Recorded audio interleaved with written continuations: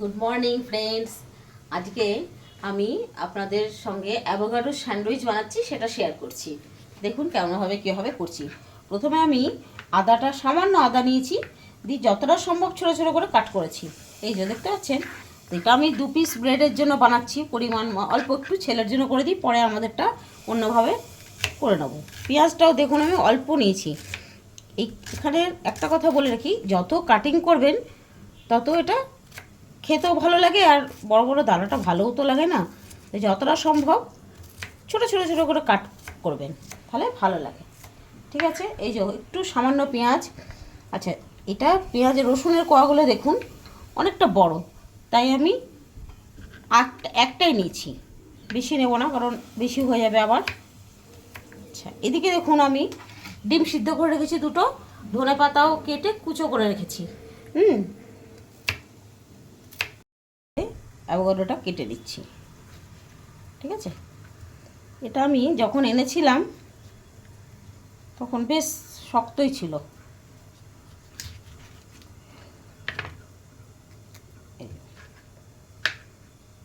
এবার আমি এটা বীজটা বের করে নেব। এই যে বীজটা ফেলে দিলাম। ঠিক আছে,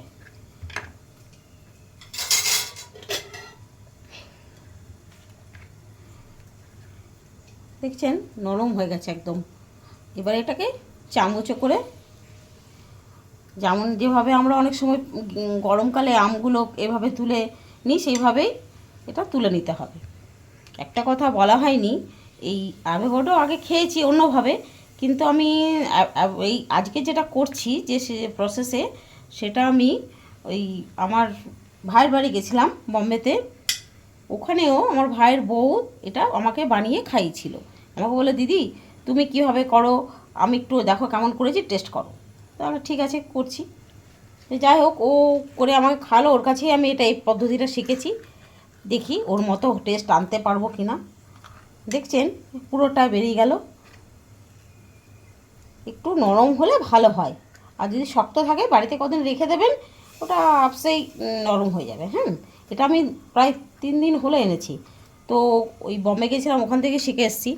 করবো করাই হয় না, তো আজকে আমি ভাবলাম না, করেই নেব।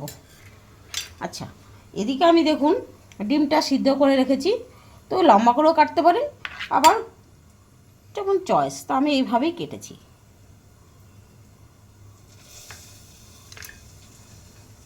ডিমের আমি স্লাইস করে নিলাম। ঠিক আছে, আর একটা করে নিই। এটা আপনাদের পছন্দ হয়, লম্বাও করে নিতে পারেন, গোলও করে নিতে পারেন। আর একটু পাতিলেবুর রস লাগবে। আমি এটাকে একটু পেস্ট করে নিই, মানে মাখাটা। আপনাদের যদি অসুবিধা হয় একটা গ্রাইন্ডারে ঘুরিয়ে নিতে পারেন একবার, কিন্তু যাই হোক আমার এটা নরম হয়ে গেছে, হয়ে যাবে। দেবো দেখুন, এটা দিচ্ছি প্লেন সিম্পল যে লবণ আমরা খাই সেটা দিচ্ছি। হ্যাঁ, আচ্ছা, এটা অ্যাভোকাডোর যেমন পরিমাণ থাকবে একটা দুটো, সেইভাবে দেবেন আন্দাজ করে। এটা গোলমরিচের গুঁড়ো, যেমন ঝাল খাবেন সব টেস্ট ওয়াইজ। আচ্ছা, একটু বিট লবণ কম পরিমাণ, এটা একটু টেস্টটা ঠিকঠাক আসে এই জন্য। আচ্ছা, এবারে আমি যেটা দিচ্ছি অলিভ অয়েল দিতে হবে এমনটাও নয়, আপনারা অলিভ অয়েলটাকে স্কিপ করতেও পারেন, তবে সাদা তেল বা সর্ষের তেল না দেওয়াই ভালো। 1 চামচ দিলাম। এটা চামচের।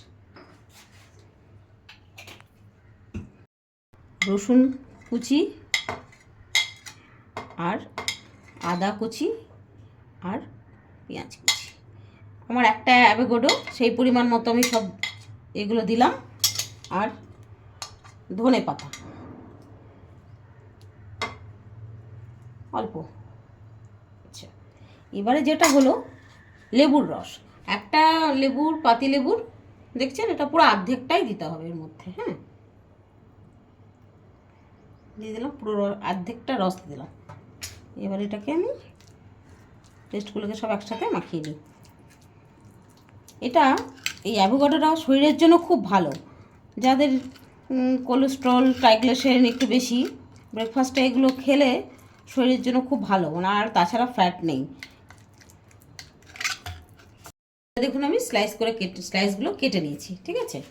এবার আমি পরিমাণ মতো অ্যাভোকাডো পেস্ট যেটা রেডি করেছি সেটা এর মধ্যে দিয়ে দিলাম। এটার মধ্যে আমি একটু অরিগেনো দিয়ে দিচ্ছি সামান্য, এবার টেস্টটা থাকলে দেবেন, না থাকলে অত এসেন্সিয়াল নয়, টেস্টটা একটু ভালো হয়, এই যা, ঠিক আছে।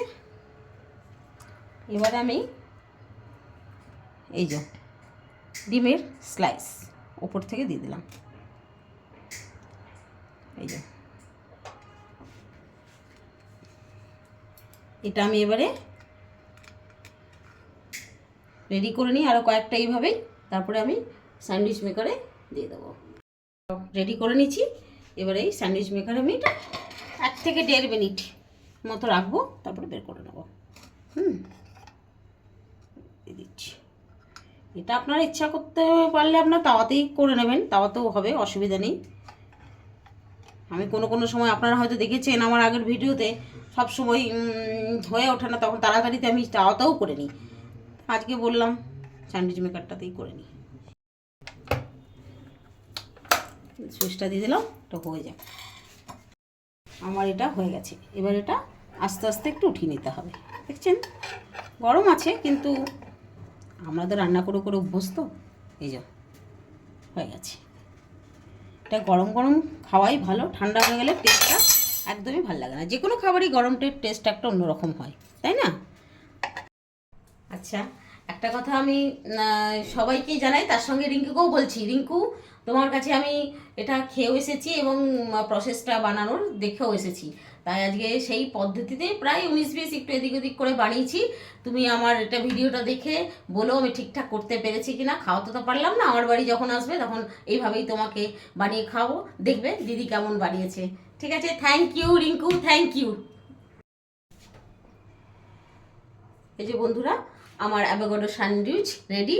আপনাদের যদি এই প্রসেস বা খেতে ভালোবাসেন তো আপনারাও এরকম করে একদিন ট্রাই করে দেখতে পারেন যে কেমন লাগে আপনাদেরও। কমেন্টসে অবশ্যই আমাকে জানাবেন।